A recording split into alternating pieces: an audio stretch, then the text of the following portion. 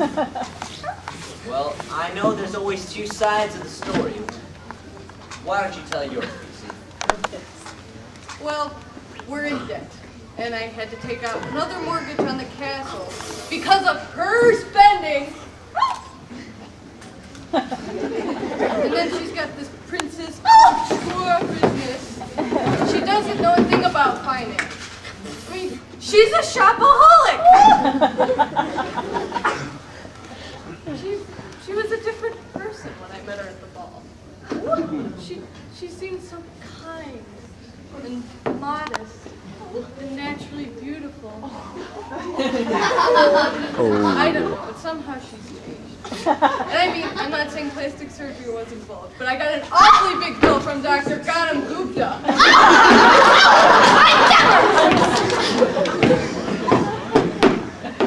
I thought I was your little princess! You promised me happily ever after!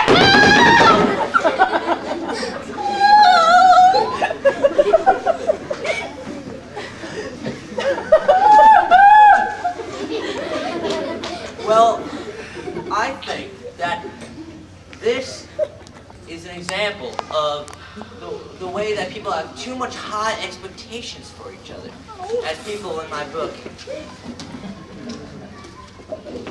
Royal Relationship Rescue, know.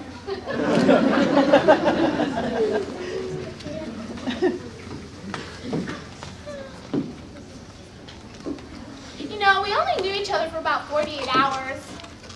Excuse me? That doesn't seem very long, PC. Why did you find her attractive? Her foot fit the shoe. Excuse me? How's that working for you?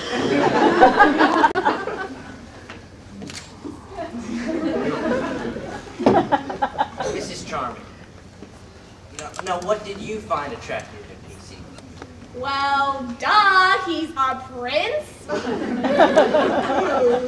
I don't know about you, audience, but doesn't that seem a bit shallow? What?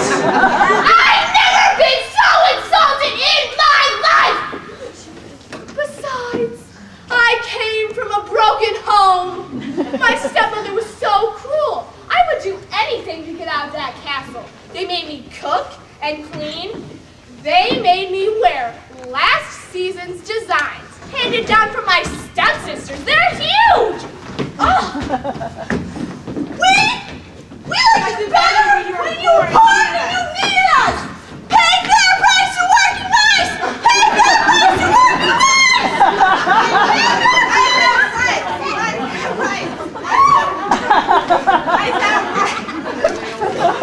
Next up, we'll hear the stepmother's side of the story, after these messages.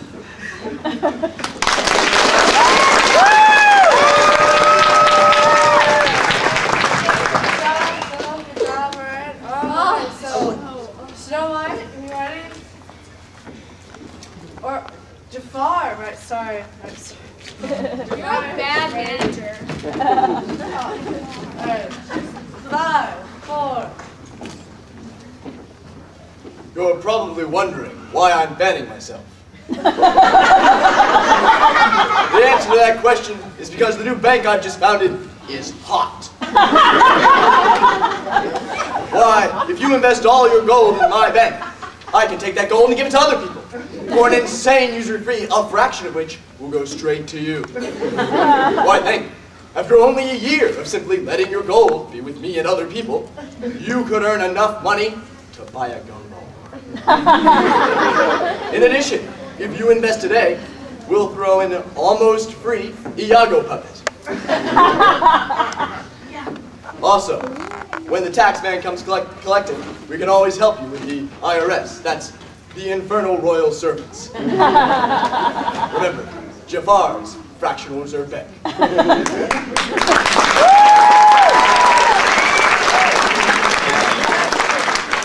Okay, good job, Jafar. Not so much Jafar. Alright, Jill, you ready to start?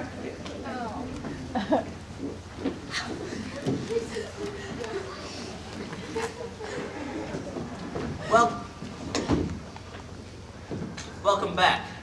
we're here with Mr. and Mrs. Charming. They're having some problems.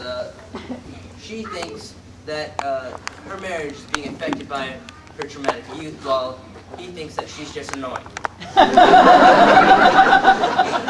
Anyway, we're going to hear the stepmother side of the story, so we're going to have her come up here today. Please help me welcome Beatrice.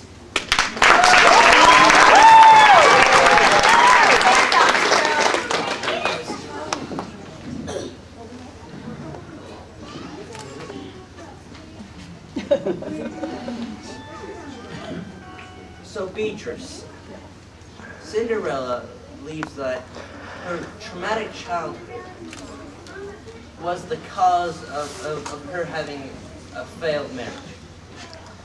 Well, it was very difficult raising 3 daughters on my own. You know, I lost my husband, Cinderella's father, not long after we got married. I'm so sorry. Oh, it's okay. We lost him at the mall. He went to pick up cigarettes and we never saw him again. I'm sure he'll turn up again someday, though. Anyway, as I was saying, my 2 daughters from a previous relationship were always very well behaved. Cinderella, on the other hand, was a troublesome one. She was always pouting up in the attic and would never come down to do her chores. I started reading Dr. Phil's book, How to Parent Your Pampered Princess. In Chapter 3, it says it's important for a princess to have consequences for her actions. You got that right. But I think when you read the chapter, you were a bit too late.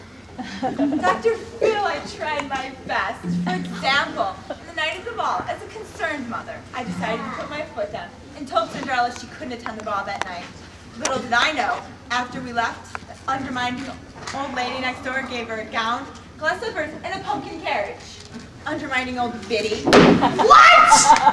She was my fairy godmother! Yeah, right. She had wings and a wand and a pretty dress. Oh, and she was a really, really good singer. Bippity boppity boo! I think she's lost her grip on reality. I think the problem is here, PC, that you're not expressing your emotions. Why don't you try starting off by saying you love her? I love you. Oh, come on, I didn't hear you. And use a little bit of emotion. Come on, let's cheer him on, audience. Come on.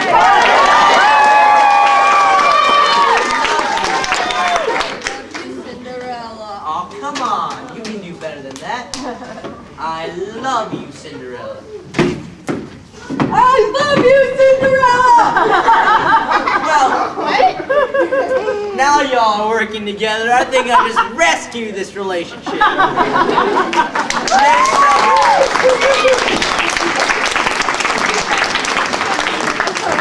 love that end table. It's so cute. It was so good. Great in the castle.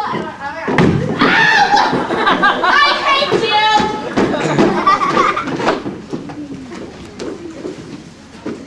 Next up, we're going to be having a princess who's so sensitive she can feel a pee under 15 mattresses. And a prince who's a little confused. After this commercial.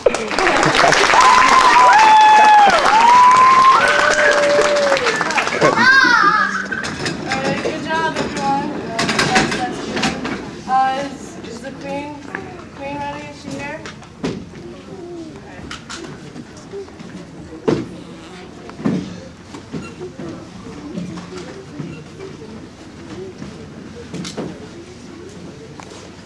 Alright, Jane, just let me come over here. Here you go. Alright,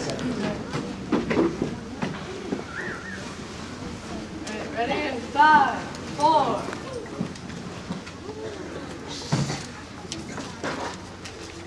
Gather round, my young pretties. Take one bite of these delicious Walt Disney genetically modified apples and you'll think you've died and gone to heaven. Manufactured by the best industry of preservatives. Just think of how all those preservatives will feel on your skin. Like a mummy. Oh, why they have a 100-year shelf life. And the radiation they use to kill the bugs will make your skin glow a nice rosy color.